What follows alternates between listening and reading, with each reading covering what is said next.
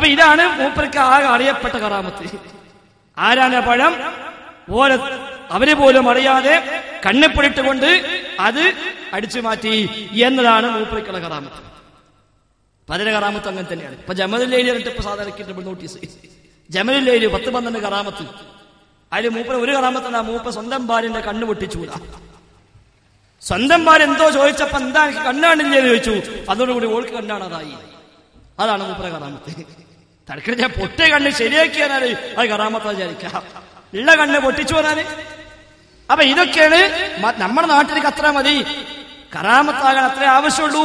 എന്തെങ്കിലും ഒന്നുണ്ടായ കറാമത്തായി പോയി പറയണ്ട, മിണ്ടണ്ടാണ്. അപ്പൊ ഈ രൂപത്തില് തട്ടിപ്പ് നടത്തി സമുദായത്തെ ചൂഷണം ചെയ്യാനുള്ള വഴികൾ പഠിപ്പിച്ചു കൊടുത്ത ആശാൻ എന്നല്ലാതെ മറ്റൊന്നും അദ്ദേഹത്തെ പറ്റി പറയാനില്ല. അതിന് എവിടേക്ക് പറ്റോ അവിടേക്ക്. അത് യാഹൂ തങ്ങളാലും വേണ്ടില്ല, അല്ലാത്ത തങ്ങളാലും വേണ്ടില്ല. നമുക്കറിയാലോ, തെക്കൻ ജില്ലയിൽ ഓച്ചിറയിൽ കുപ്പസ്വാമി വേണ്ട ഫോട്ടോ എപ്പോഴും പോയിട്ടില്ല, ഇപ്പോഴും പോയിട്ടില്ല. മറ്റേ സ്വാമി ബഷീർ സ്വാമി വിചാരിക്കാം, ഇതല്ലല്ലോ.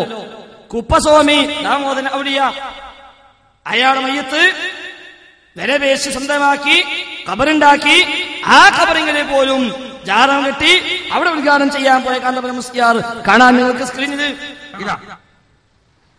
ഓച്ചിറുപ്പാപ്പ എന്ന് പിന്നീട് അറിയപ്പെട്ട ആ മനുഷ്യൻ യഥാർത്ഥത്തിന് ഉപ്പാപ്പയുമല്ല മുസ്ലിമുമല്ല എന്ന് ആ നാട്ടുകാർ കണ്ടോ. ഇതാണ് ഓച്ചിറുപ്പാപ്പ, ഇതാണ് ഓച്ചിറുപ്പാപ്പ. ഓച്ചിറയിലെ അമുസ്ലിം വീടുകളിൽ വീടിന് മുമ്പിൽ എഴുതി വെച്ചിട്ടുണ്ട് എന്നാണ് കുപ്പസ്വാമി ഈ വീടിന്റെ ഐശ്വര്യം. കുപ്പസ്വാമി ഈ വീടിന്റെ ഐശ്വര്യം. പക്ഷെ എന്ത് ചെയ്യാം, സ്വാമിനെ തട്ടിക്കൊണ്ടുപോയി. സ്വാമിയെ തട്ടിക്കൊണ്ടുപോയി മുസ്ലിങ്ങളായ ആളുകൾ, കാന്തപുരനുയായികൾ. എന്നിട്ട് ആ മയ്യത്ത് കൊണ്ടുപോയി മുസ്ലിങ്ങളെ പോലെ പെരുമാറി അത് എല്ലാ ഏർപ്പാടും ചെയ്ത് അവസാനം കൊണ്ടുപോയി മറവ് ചെയ്ത് ജാറമാക്കി പള്ളി സ്ഥാപിച്ച് പേരുമാറ്റി ഓച്ചിറുപ്പാപ്പയാക്കി മാറ്റി. അങ്ങനെ വലിയ സിയാറത്ത് കേന്ദ്രമായി മാറി.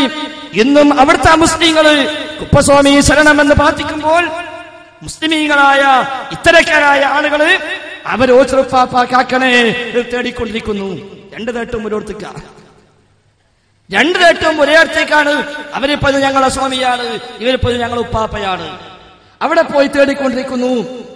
ഇങ്ങനെ ഏതും എന്തും വരുമാന മാർഗമാക്കാൻ പറ്റുമെങ്കിൽ അതിനൊക്കെ മുമ്പിൽ നിൽക്കുമെന്നിടത്തേക്കാണ് ഇവർ പോയിക്കൊണ്ടിരിക്കുന്നത് എന്ന് ബോധ്യപ്പെടുത്താൻ വേണ്ടി മാത്രം അത് കാണിച്ചതേ ഉള്ളൂ.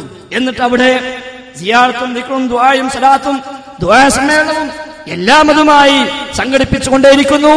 ഒക്കെ നേതൃത്വമാരാ ഈ പറയപ്പെടുന്ന കക്ഷികൾ തന്നെ, അഥവാ ഈ പരാമർശിക്കപ്പെടുന്ന അതേ മനുഷ്യൻ തന്നെയാണ്. അതുകൊണ്ടാണ് നമ്മൾ നോട്ടീസ് അടക്കം ഇവിടെ പ്രദർശിപ്പിച്ചത്.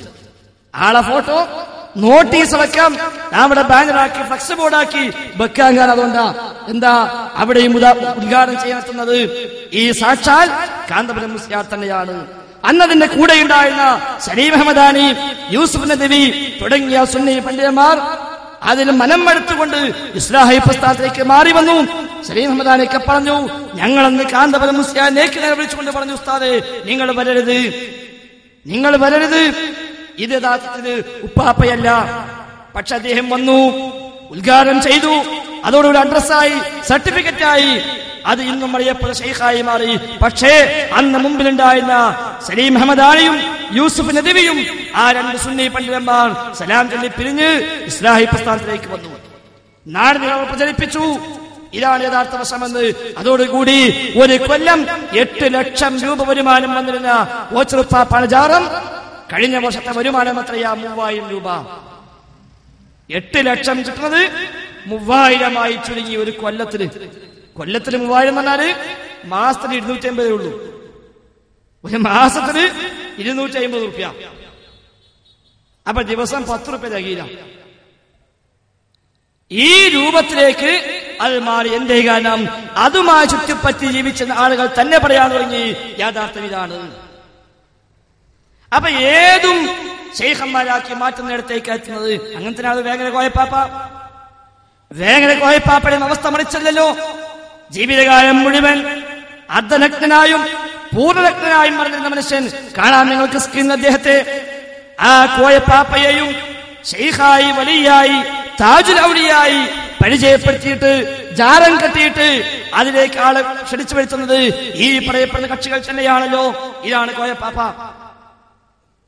അതാണ് വേങ്ങര കോയപ്പാപ്പ. കണ്ടത് ആ മനുഷ്യനാണ് താജുൽ ഔലിയ, ഔലിയാക്കന്മാരെ കിരീടം. ഔലിയാക്കന്മാരെ കിരീടം. അദ്ദേഹം ഒരുപക്ഷെ മാനസിക രോഗി ആയതുകൊണ്ട് ഇസ്ലാമിക വിധിവിലക്കുകൾ അദ്ദേഹത്തിന് ബാധകമായില്ലായിരിക്കും. അദ്ദേഹം ഉത്തരവാദിയല്ല. പക്ഷെ അദ്ദേഹത്തെ പിടിച്ചുകൊണ്ട് ഔലിയ മാത്രമല്ല ഔലിയായിനെ കിരീടമാക്കി മാറ്റിയ ആളുകൾ. അത് പിന്നെ AP ഗ്രൂപ്പിനെ കയ്യിലേക്ക് എത്താത്തത് കൊണ്ട് ഇന്ന് ആ രൂപത്തിലുള്ള പ്രചാരങ്ങൾ ഇല്ല എന്നേ ഉള്ളൂ. എന്നാലും സ്വന്തമാക്കാനുള്ള ശ്രമങ്ങൾ ഉള്ളിലൂടെ നടക്കുന്നുണ്ട് എന്നുള്ളത് എല്ലാവർക്കും അറിയാവുന്നതാണല്ലോ. അപ്പൊ ഈ രൂപത്തില് ആരെയും കൊണ്ടുവന്ന് ഏതും പിടിച്ച് അതിലൂടെ ആ സമുദായത്തെ ചൂഷണം ചെയ്തുകൊണ്ടിരിക്കുക. അതാണ് ജൂത ക്രൈസ്തവന്റെ സ്വഭാവം. ജനങ്ങളുടെ സമ്പത്ത് അന്യായമായി തിന്നുകൊണ്ടിരിക്കുന്നു. ജനങ്ങളുടെ സമ്പത്ത് അന്യായമായി തിന്നുകൊണ്ടിരിക്കുന്നു. ജനങ്ങളെ റബ്ബിന്റെ മാർഗത്തിൽ നിന്ന് തടുക്കുകയും ചെയ്യുന്നു. അവിടേക്കാ പോണത്. അന്യായമായി ജനങ്ങളെ പണം പിടുങ്ങുന്നവർ.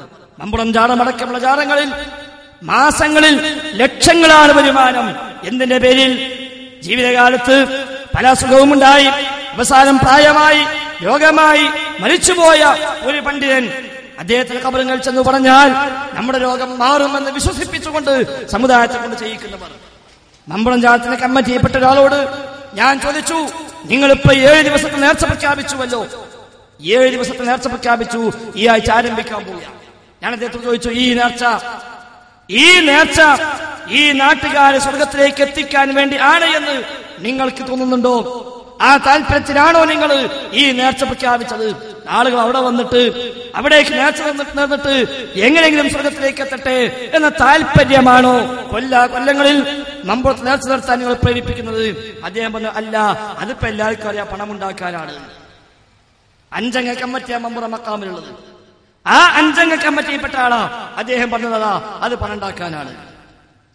ഞാൻ ചോദിച്ചു, അല്ല, മമ്പുറം തങ്ങൾ ജീവിച്ച് പ്രായമായി രോഗമായി മരിച്ചുപോയി അദ്ദേഹത്തിന് ഖബറിൽ ചെന്നുകൊണ്ട് എന്റെ രോഗം സുഖപ്പെടുത്തണേ എന്ന് പറഞ്ഞാൽ സുഖപ്പെടുത്താൻ അദ്ദേഹത്തിന് ആകുമെന്ന് നിങ്ങൾ വിശ്വസിക്കുന്നുണ്ടോ? അദ്ദേഹം പറഞ്ഞു, അങ്ങനെ വിശ്വസിച്ചാൽ അതാണല്ലോ ഏറ്റവും വലിയ വിഡ്ഢിത്തം. ഞാൻ പറഞ്ഞു, എങ്കിൽ നിങ്ങൾക്കറിയാം ഇത് ശരിയല്ല എന്ന്, നിങ്ങളുടെ പണ്ഡിതന്മാർക്കറിയാം ഇത് ശരിയല്ല എന്ന്. പക്ഷേ വൈകുന്നേരം വരെ കൂലിപ്പണി ചെയ്ത് 100, 150, 200 രൂപ വീതം ഉണ്ടാക്കി ആ പണവുമായി ആ വിയർപ്പ്